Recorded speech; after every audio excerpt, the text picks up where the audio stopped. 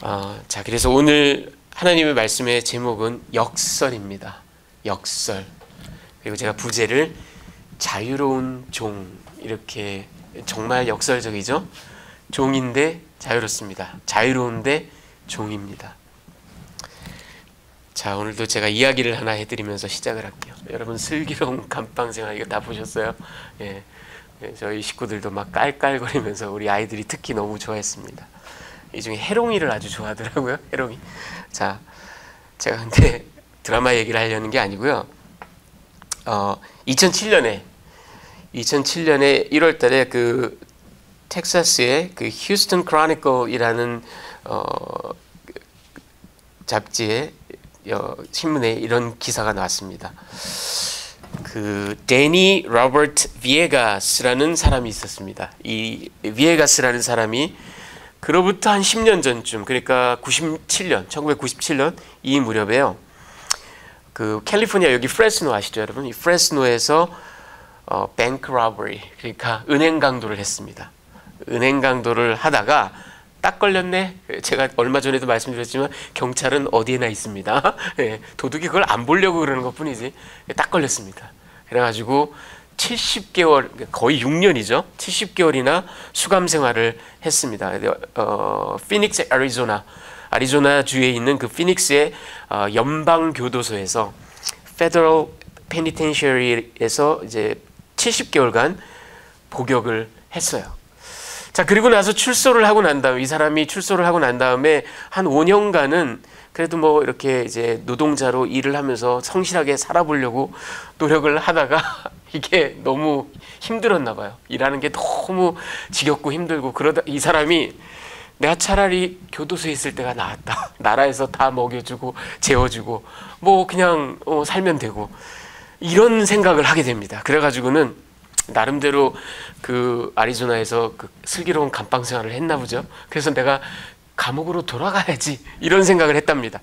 그래가지고는 이 사람이 자기가 갖고 있는 돈을 싹 다 털어가지고 플로리다로, 거기가 이제 또 놀기 좋은 곳이잖아요. 거기서 막 갬블도 하고 놀고 막 신나게 이제 흥탕망탕 이제 가진 돈이 똑 떨어졌습니다. 그래가지고 오케이, 이젠 내가 감옥으로 돌아가자.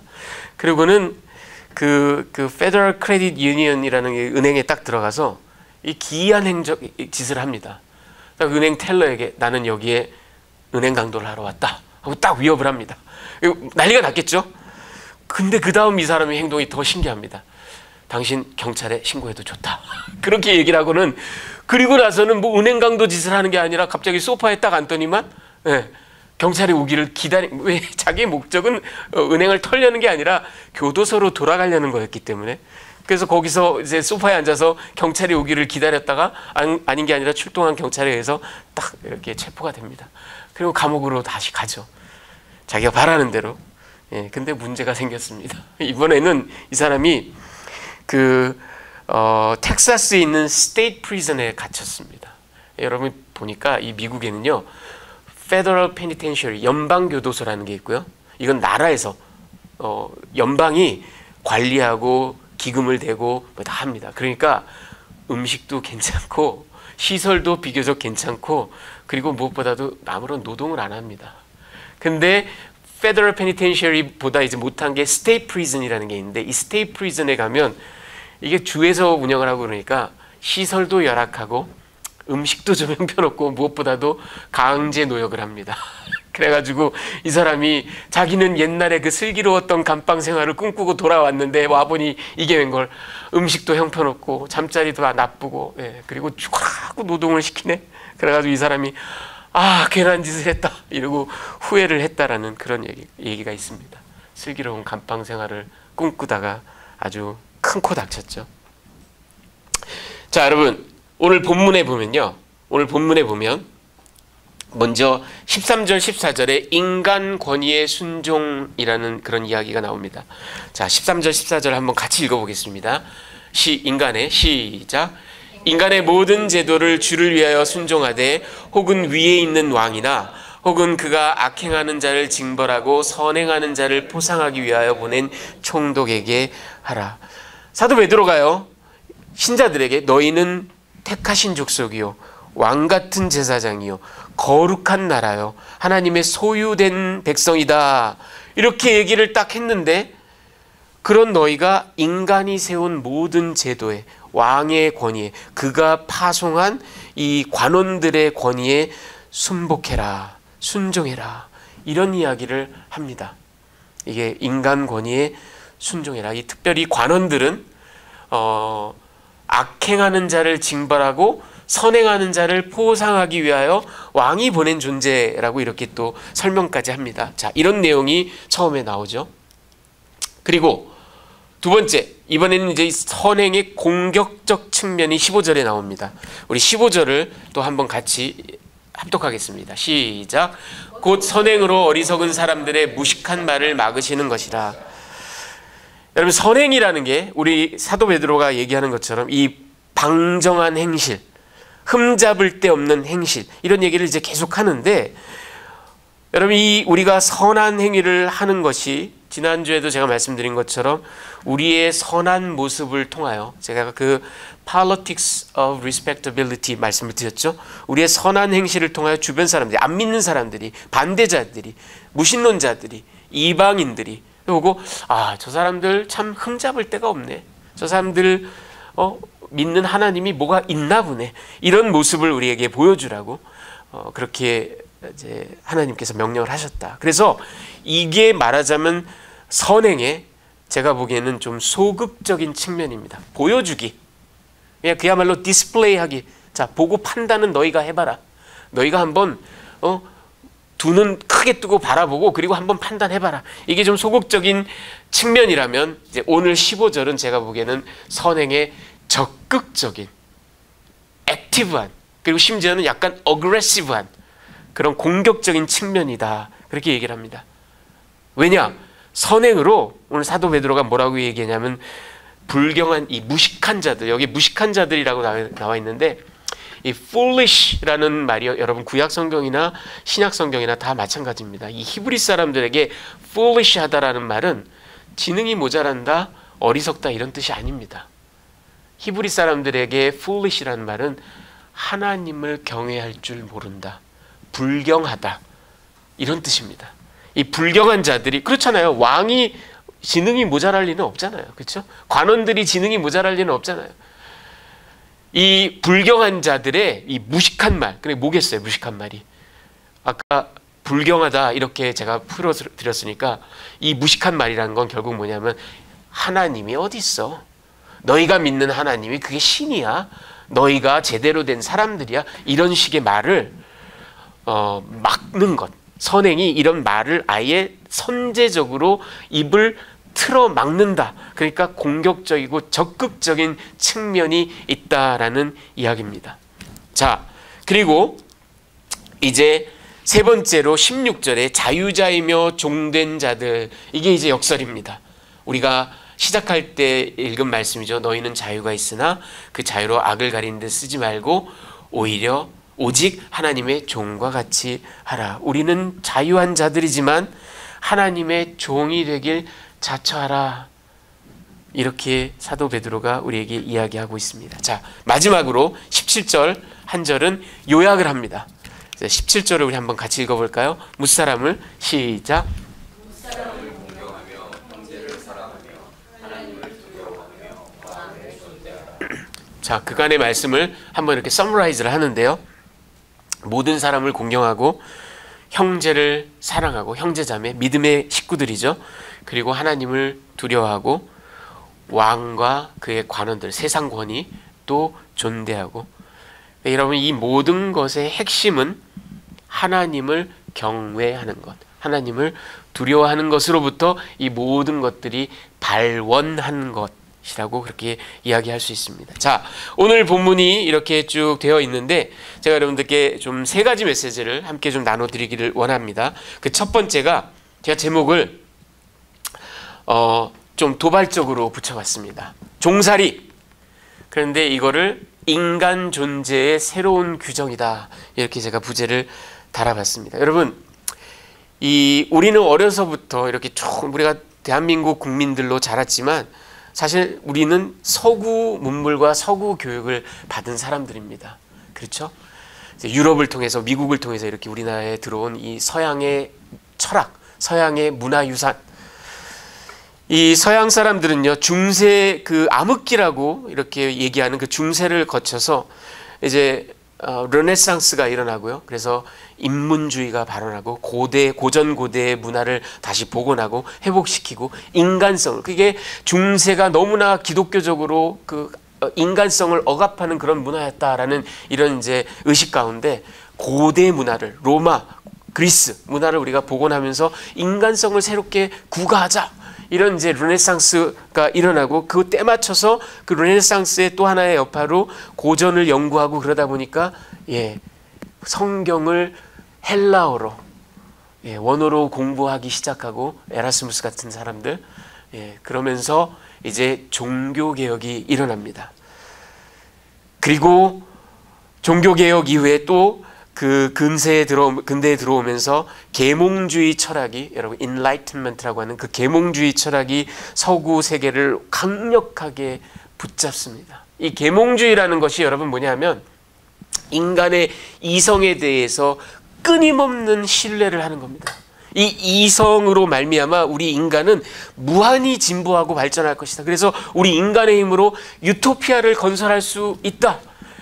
때마침 과학혁명도 일어나고 산업도 막 발전하고 그런단 말이죠. 그런데다가 계몽주의의 가장 큰 유산은 뭐냐면 바로 부르주아 시민혁명입니다. 이제 압제를 철폐하고 왕권을 몰아내고, 신분사회를 무너뜨리고 자유로운 인간성을 구가하는 그런 부르주아 시민혁명이 일어났단 말이죠. 자, 이런 모든 것들이 이제 서양의 하나의 그 철학적인, 사상적인, 그리고 그 시민혁명의 시발탄을 쏘아 올린 것이 여러분 프랑스 대혁명이 아니라 사실은 우리가 살고 있는 미국의 독립혁명입니다. 독립전쟁입니다. 왜냐하면 이 독립전쟁은 한 나라가 한 나라로부터 해방되는, 독립을 단순히 의미하는 게 아니라 미국의 이 부르주아 시민계층이 영국 본토의 그 왕권을 거부한 데서 비롯됐기 때문에 부르주아 시민혁명으로 그렇게 우리가 평가를 합니다. 자, 이런 모든 것들이 쭉 서구 사회, 그래서 이 독립혁명 때요, 1775년에 그 Second Virginia Convention이라는 곳에서 건국 부저로 알려져 있는 패트릭 헨리라는 사람이 있습니다. 이 사람이 이런 기가 막힌 연설을 했습니다. 그래서 오늘날까지 인구에 회자됩니다. 여러분도 익히 들어보셨을 말입니다. 자유가 아니면 죽음을 달라. 나에게 자유가 아니면 죽음을 달라. 자, 여러분, 제가 왜 이 길게 이런 얘기를 했냐면, 우리가 받은 서구 그 문화, 이 교육에 따르면 이 자유라는 것은 그 무엇과도 바꿀 수 없는 가장 지고지순한 가치입니다. 우리 생명까지 바칠 가장 위대한 어떤 그런 우리의 소유물, 그것이 바로 자유입니다. 이 자유를 위해서 사람들은 혁명을 일으키고, 자유를 위해서 전쟁을 불사하고, 자유를 위해서 기꺼이 자기 목숨을 바칩니다. 어디 그뿐이겠습니까? 사실 우리 대한민국도, 우리나라도 20세기 초반에 일제강점기를 겪었고요. 그래서 민족의 자유를 위해서 수많은 독립지사들이 목숨을 걸고 투쟁을 했고, 해방이 되었지만 한국전쟁을 치르면서 또 그 자유의 가치를 위해서 피 터지게 싸웠고, 전쟁이 끝난 이후에도 유신체제라든지 신군부 독재라든지 이런 시기를 거치면서 지난한 투쟁의 과정을 거치면서 그래도 오늘날 이렇게 자유로운 나라로 이렇게 자리매김할 수 있었습니다. 우리 민족 역시 이 자유라는 것이 정말 그냥 눈물나게 소중한 그런 가치입니다. 자, 여러분, 그런 우리에게 인간 존재, 우리 human existence의 진정한 definition, 정의는 종되입니다. 종살이다 라는 말이 여러분에게 어떻게 들리십니까? 굉장히 도발적으로 들리시겠죠. 굉장히 역설적으로 들리시겠죠. 여러분, 제가 종살이라고, bondage 이렇게 얘기를 했는데, 이 종살이라고 말씀드린 것은 여러분이 알고 계시는 왕 밑에 어떤 억압된 신민, 아니면 인도와 같은 그런 카스트 제도에 의해서 딱딱 구분이 된 그런 어떤 억압된 구조, 정치적으로 귀족 정치, 왕권 정치, 독재 정치, 이런 것 밑에서 신음하는 그런 어떤 종살이를 얘기하는 게 아닙니다. 또는 19세기 이후에 칼 마르크스 그리고 레닌 뭐 이런 그 프롤레타리아 혁명을 또 막 부르짖었던 그런 공산주의 사상에 따르면 이 자본이 사람들을 지배하고 자본이 결국은 그 노동력만을 가지고 있는 사람들을 완전히 억압함으로써 정치적으로는 뭐 자유로울지 모르지만 실은 그 존재 자체가 완전히 억압된, 종과도 다름이 없는 그런 구조 속에서 살아가고 있다, 이런 사상을 피력했던 그런 것에 기인한 어떤 사회 경제적인 그런 종살이를 얘기하는 것도 아닙니다. 여러분, 제가 종살이라고 말하는 것은 그런 게 아니에요. 왜 그러냐면 우리는 태생적으로 아까도 말씀드린 것처럼 어려서부터 우리가 받은 교육이, 우리가 받은 그런 갖고 살아온 생각이 종살이, 억압, 지배구조, bondage, 매여있음, 이런 말을 들으면 그냥 무조건적으로 알러지 반응을 일으킵니다. 경기를 일으켜요. 하지만 여러분, 제가 오늘 단언코 여러분께 말씀드립니다. 우리는 종으로 지음받았습니다. 우리는 존재 자체가 종으로 지음받은 존재들입니다. 여러분, 하나님께서 우리에게 자유의지도 주셨고 우리를 뜨겁게 사랑하셔서 정말 아들까지 십자가에서 정말 피를 철철 흘리면서 죽게끔 우리에게 내어주신, 그만큼 우리를 사랑하신 것도 사실이고, 태초에 우리를 창조하실 때부터 이 세상 모든 만물들보다 가장 높게, 그래서 crown of creation이라고 제가 말씀드렸죠. crown of creation으로 우리를 창조하신 것도 사실이지만, 아니요 여러분, 그럼에도 불구하고 하나님은 우리를 종으로 지으셨습니다. 예. 여러분, 선악과, 이 선악과라는 게 저게 뭐 사과나무냐 배나무냐 뭐 무화과나무냐 저걸 따먹었다라는 게 무슨 의미냐, 뭐 상징적인 여러 가지 논쟁을 하고 난리들을 치지만 다 쓸데없는 얘기예요. 다 쓸데없는 얘기고, 선악과의 진정한 의미는 이겁니다. 동산 중앙에 이걸 다 세웠다라는 건 여러분, 그게 뭐를 의미하겠어요? 하나님께서 너희는 나의 율례를 따라라, 내가 정해준 이 이치를 따르면서 살아라, 너희는 나의 종으로 살아라. 그 하나님의 뜻이에요. 그리고 그거를 감사하게도 우리 인간은 피지컬한 존재이기 때문에 눈으로 보고 코로 냄새 맡고 손으로 만지고 이런 존재들이에요. 그러니까 하나님이 말씀만 딱 하신 게 아니라 너무나 우리의 그 수준을 잘 아시는 하나님이 우리 수준까지 내려오셔서 동상중앙하게 눈에 탁 보이게, 물질적인 존재인 우리에게 눈에 탁 보이게, 이게 너희가 지켜야 될 율례다, 너희가 이거를 지킨다라는 건 나에게 순종하며 나의 종으로 살아간다라는 너희의 고백이 된다. 그럴 때 너희가 참 자유를 누리고 그럴 때 너희가 행복하다라는 하나님의 창조 섭리로 동산중앙에 선악과를 두신 거예요. 그러니까 여러분, 이 선악과가 의미하는 건 결국 우리는 하나님의 종이라는 거예요. 우리는 하나님의 종으로 지음받았다라는 얘기입니다. 여러분, 출애굽기에 보면 민족이 해방되는 이야기, 홍해가 갈라지는 이야기, 시내 산에 뭐 불이 타고 구름이 하나님이 강림하시고 기적의 이야기, 아니요 여러분, 그건 전부 다 사이드 이펙트, 그러니까 그건 특수 효과에 불과해요. 출애굽의 진정한 의미는 이겁니다. 여러분, 하나님께서 모세에게, 바로에게 가서 출애굽기를 찾아보세요. 여러분 쭉 읽어보세요. 적어도 6번, 7번, 8번 나옵니다. 무슨 후렴구처럼 반복돼요. 너는 가서 바로에게 말하라. 내 백성을 보내라. 자유케 하라. liberate 하라. 그런데 그것만이 아니에요. 그거는 하나님이 하시는 역사의 절반밖에 안 됩니다. 나머지 절반이 더 중요해요. 그게 뭐냐면 저들이 광야에서 나를 섬길 것이니라. 저들이 나를 섬길 것이니라. 저들이 나의 종이 될 것이다. 저들이 나의 하인이 될 것이다. 여러분, 참 주인으로 하나님을 섬기게 될 것이다. 그동안엔 바로를 주인으로 섬기고 나를 주인으로 섬기고 가족을 주인으로 섬기고 살았더라도 이제부터는 야훼 하나님을 주인으로 섬기고 살 것이다. 여러분, 출애굽의 이야기는, 근데 이 출애굽이요, 아브라함의 선택에서 출애굽을 거쳐서 그 다음에 다윗 왕조, 결국은 갈보리 십자가로 이어지는 이 하나님의 기가 막힌 구속사의 마스터 플랜입니다. 청사진이에요. 오실 예수 그리스도를 표상하는 그런 기가 막힌 구속사적 이야기가 바로 출애굽기입니다. 그런데 이 출애굽기의 핵심은 내 백성을 보내라. 저들이 내 하인이 될 것이다.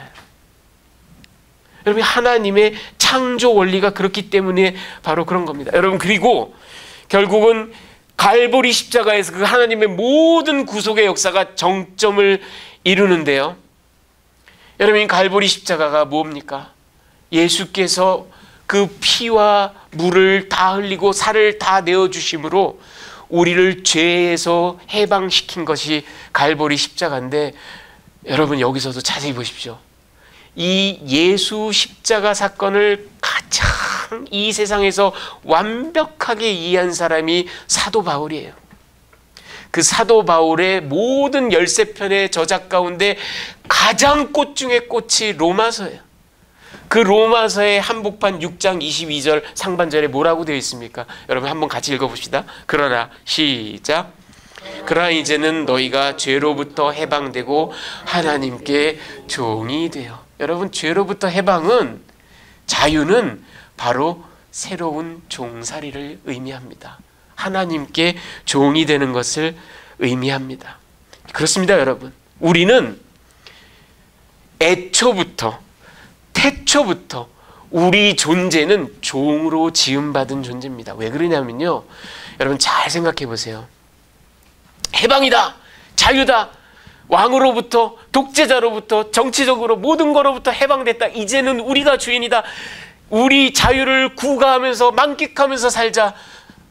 그런데 그게 나의 자유, 우리 시민의 자유. 여러분 생각해 보세요. 나의 자유? 애시당초 왕이신 하나님이, 이 선악과 사건이 그걸 의미하는데, 왕이신 하나님을 제껴버리고, 선악과를 따먹었다는 게 그거예요. 제껴버리고 나를 왕으로 세운 거예요. 그게 자유라고요? 여러분 잘 생각해 보세요. 그 왕좌에, 왕자리에 나를 딱 갖다 놓은 그 순간부터 나의 욕심, 나의 쾌락, 나의 명예, 때로는 내 자식들의 승승장구, 사람들은 이런 거를 원해요. 그게 자기를 위한다고, 그게 자기를 가장 높이는 거라고 생각하는데, 아니 여러분 잘 생각해 보세요. 그때부터 그의 삶은 나라는 존재로 이상화된 새로운 우상을 쫙 섬기는 겁니다. 나의 쾌락을 막 섬기는 거고, 나의 명예를 막 섬기고, 그래서 미친 듯이 일하는 거예요. 미친 듯이 피 터지게 싸워가면서 자기 명예를 지키는 거예요. 나의 자식들을 위해서. 그렇죠? 뭐예요, 여러분? 내가 주인이 됐다라고 생각하는데, 자유로워졌다고 생각하는데, 아니요. 사실은 새로운 우상을 섬기고 있는 겁니다. 무슨 얘기냐면요, 여러분, 우리는 창조 섭리 자체가, 우리 존재 자체가 무언가를 또는 누군가를 주인으로 섬기지 않으면 1분 1초도 살아갈 수 없는 존재들입니다. 그게 우리의 본질입니다. 그러니 하나님의 창조 섭리는 너희는 참 주인인 나만을 왕으로, 주인으로 섬겨라. 그럴 때 너희에게 진정한 자유가 있다. 이렇게 성경은 쭉 창세기부터 계시록까지 우리에게 그걸 가르쳐 주고 있는 겁니다. 여러분, 종살이라는 것이 그래서 우리가 마냥 경기를 일으킬 만한 얘기가 아닙니다. 하나님의 창조 섭리예요. 우리의 존재 양식입니다.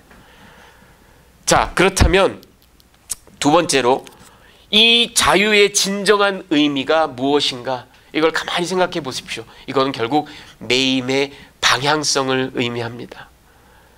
자, 여러분 16절을 제가 다시 한번 인용하겠습니다. 너희는 자유가 있으나 그 자유로 악을 가리는 데 쓰지 말고 오직 하나님의 종과 같이 하라.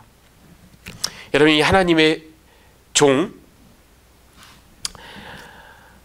성경 전체가 말하는 구원, 그리고 이 우리에게 허락하신 자유, 죄로부터의 자유는요, 우리가 죄의 속박에 매여 있다가 바로에게 매여 있었던 것처럼, 아니면 우리의 죄에 매여 있었던 것, 그런데 해방되고 이제 자유롭고 독립적인 존재가 되었다 만을 여러분이 생각하신다면, 이게 서구 문물이 우리에게 가르쳐온 자유에 대한 가장 피상적이고 표면적인 이해에 머문 겁니다. 여러분, 자유는 악한 주인, 즉 죄를 몰아내고 선한 주인이신, 진정한 주인이신 하나님께 새로운 종살이를 하기 위하여 참 주인을 찾아 길을 트는 것이 바로 자유라는 겁니다. 그래서 여러분, 성경적인 의미의 참 자유는 결국은 매임의 방향성을 말합니다. 보십시오, 여러분. 우리는 freedom, 자유를 생각하면 가장 1차적으로 freedom from the bondage of sin, 죄악의 매임, bondage로부터 자유로워짐. 왜냐하면 우리가 늘 배운 것, 왕의 그 전제로부터 자유로워짐, 독재자의 폭압적인 권력으로부터 자유로워짐, 가난으로부터 자유로워짐, 무언가 이렇게 무엇인가로부터 떨어져 나가는 자유를 생각합니다. 20세기 들어서는 이 미국의 저 유명한 프랭클린 델라노 로즈벨트 대통령이 한 유명한 말이 있죠. Freedom from fear. 이제 나중에는 어느 정도까지 나가냐면은 불안감, 공포, 절망, 좌절로부터 from fear, 자유함, 이런 심리적인 억압까지, 이모셔널한 억압까지, 모든 억압으로부터 자유로워진다. from, 이 from의 자유를 생각합니다. 하지만 성경의 자유는 동전의 양면으로 freedom into the bondage to God이 결국은 자유의 진정한 의미라는 겁니다. 그래서 여러분, 사람들은 freedom from을 생각하지만 성경이 가르치는 자유는 freedom into입니다. 왜? 창조 섭리 자체가 하나님께 매임받아서 하나님께 온전히 매어서 살아가게끔 우리를 창조하셨는데, 우리가 죄로 말미암아 다른 것들을 주인으로 섬긴단 말이죠. 그런데 이거로부터 자유로워진다는 의미는 이 거짓 주인으로부터 from, 자유로워진다라는 의미인과 동시에 그것은 이제 참 주인이신 하나님께로 향하는 into, freedom into가 진정한 자유의 의미라는 겁니다. 자, 여러분, 지금 보시는 분은 윌리엄 부스라는 분입니다. 이 사람은 19세기 그 영국의 탁월한 목사, 감리교 목사였고요. 우리에게는 사실은 구세군을 창시한 분으로 알려져 있는 분입니다.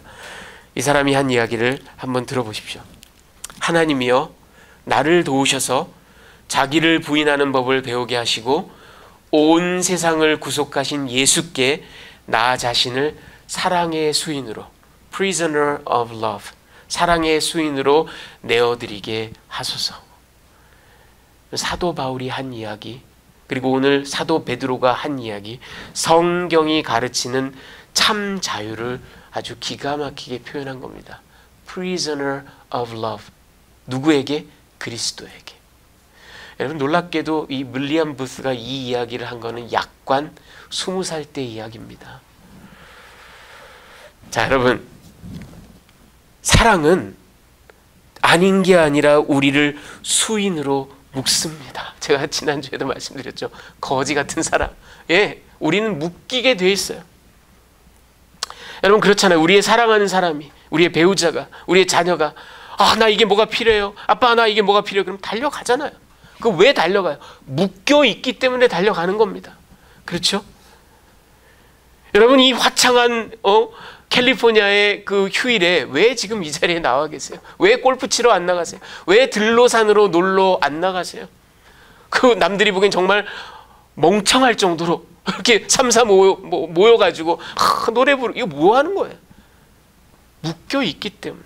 하나님께 우리 자신을 사랑의 수인으로 내어드리고 그분께 묶이기를 즐거워하기 때문에 이 자리에 나와 계시는 거 아닌가요?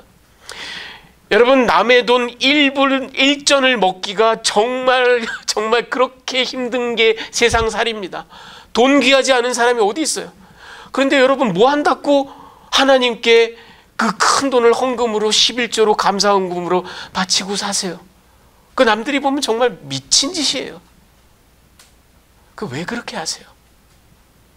하나님을 사랑하기 때문에, 그분께 묶이기를 소원하기 때문에. 여러분, 1년에 며칠 못 노는데 그거 반납하고 왜 선교지로 뛰어나가세요? 왜 선교 헌금하시고 생면부지 본 적도 없는 다른 민족 사람들을 위해서 여러분 왜 기도하세요? 하나님을 사랑하기 때문에. 그렇죠?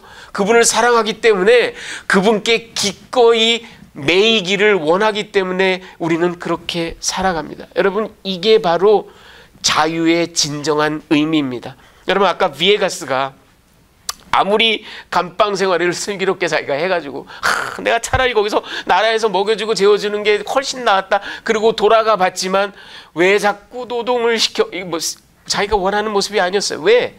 진정한 자기에 속한 곳이 아니니까. 여러분, 마치 개가 자기가 토한 것을 도로 주워 먹듯이 우리 인간에게는 이런 어딕션이 있었다가 그거를 이겨내고 나면 또 다른 뭔가에 어딕티드 되고, 그게 해결되고 나면 또 다른, 끊임없이 주인을 바꿔가면서, 마치 사마리아 우물가의 여인이 끊임없이 남편을 바꿔가면서 살았던 것처럼. 그렇지만 영원히 목말라요. 영원히 해결이 안 돼요. 왜? 참 주인에게 매이지 않는 한은 우리는 영원히 갈할 수밖에 없고 영원히 갈망할 수밖에 없다라는 겁니다. 여러분, 우리 이 자유의 진정한 의미는 해방이다, 신난다, 이제부터 내 멋대로다가 아니라, 그 죄로부터 해방된 우리의 진정한 모습은 참 주인이신 하나님께 온전히 prisoner of love로 매이는 겁니다. 그럴 때 우리는 정말로 자유롭습니다. 정말로 행복합니다. 그게 하나님의 창조 섭리이기 때문에 그렇습니다. 자, 끝으로 여러분, 이 낮아짐의 미학에 대해서 제가 잠깐 한 가지만 더 말씀을 드리고 말씀을 맺겠습니다. 자, 우리는 죄로부터 자유한 참 자유자입니다. 그런데 그 자유의 완성은 역설적이게도 종이 되는 거라고 말씀을 드렸죠. 하나님의 종이 되는 거라고. 자, 여러분, 이 여태까지 이야기를 정리를 해보면 우리는 참으로 자유한 자인데, 참으로 자유한 자는 하나님의 종이 되는 거라고 말씀을 드렸고, 하나님의 종이 되는 건 하나님께 순종하는 것이라는 이런 아주 심플한, 아주 유치하기 그지없는 3단 논법이 성립이 됩니다. 자, 그런데 여기서 질문. 이 하나님께 순종하는 자, 자유한 자, 하나님께 종이 되는 자, 그런데 왜 오늘 사도 베드로는 이 제사장 나라의 행동 강령 서문을 딱 발표하고 이제부터 60%가 넘는 구절에 걸쳐서 그 강론을 쫙 얘기하는데, 그 첫 포문을 여는데 왜 왕에게 순종하라는 얘기를 하죠? 여러분, 이 로마의 왕이, 황제가 어떤 존재인지 아시잖아요. 더군다나 지금 베드로가 이 편지를 쓸 때 황제는 클라우디우스거나 아니면 네로입니다. 네로가 어떤 왕인지, 어떤 황제인지 아시잖아요. 근데 사도 베드로가 이 왕에게 순종해라, 그가 보낸 관원에게 순종해라, 이런 말을, 참 자유가 하나님께 매이는 거라고 하는데 왜 이런 뜬금없는 얘기를 할까요? 자, 여러분, 이거를 알기 위해서는 이 13절에 나오는 인간의 모든 제도를 주를 위하여 순종하되, 혹은 위에 있는 왕이나, 이 순종이란 말이 바로 헬라어로 후포타소라는 말입니다. 이 후포라는 접두어는 under, beneath 그런 말입니다. 그리고 타소라는 동사 어근은 to place 그런 말이에요. 어디다 위치시키다, 두다 그런 말입니다. 그러니까 후포타소라는 말은 to place yourself under somebody 또는 something 그런 말입니다. 너 자신을 왕 밑에 두어라. 너 자신을 선생님 밑에 두어라. 너 자신을 무슨 민주주의 제도 밑에 두어라. 이게 후포타소입니다. 자, 그런데 이 후포타소를 여러분이 헷갈리시면 안 돼요. 왜냐하면 사도 베드로가 1장 2절에 보면은 역시 똑같은 순종, 우리 개혁 성경에 순종이란 말로 번역됐는데 이 순종은 후프타소가 아니에요. 이 순종은 후파코에라는 말입니다. 이 후파코에라는 말은 이 후파도 후프랑 똑같은 그 접두어입니다. under 그런 뜻이에요. 그런데 코에라는 말은 듣다 이런 말입니다. 그러니까 이 말은 후파코에는 to listen under somebody 그런 말입니다. 누구 밑에 딱 무릎을 꿇고 그 말을 듣는다 이런 얘기입니다.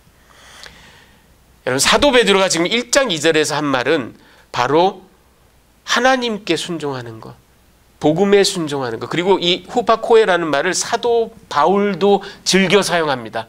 사도 바울이 그의 서신서에서 그리스도께 순종하라, 복음에 순종하라 이런 말을 할 때는 여지없이 후파코에를 씁니다. 그러니까 여러분 우리말로는 순종이란 말로 똑같이 번역이 됐지만 사실은 같은 말은 아니에요.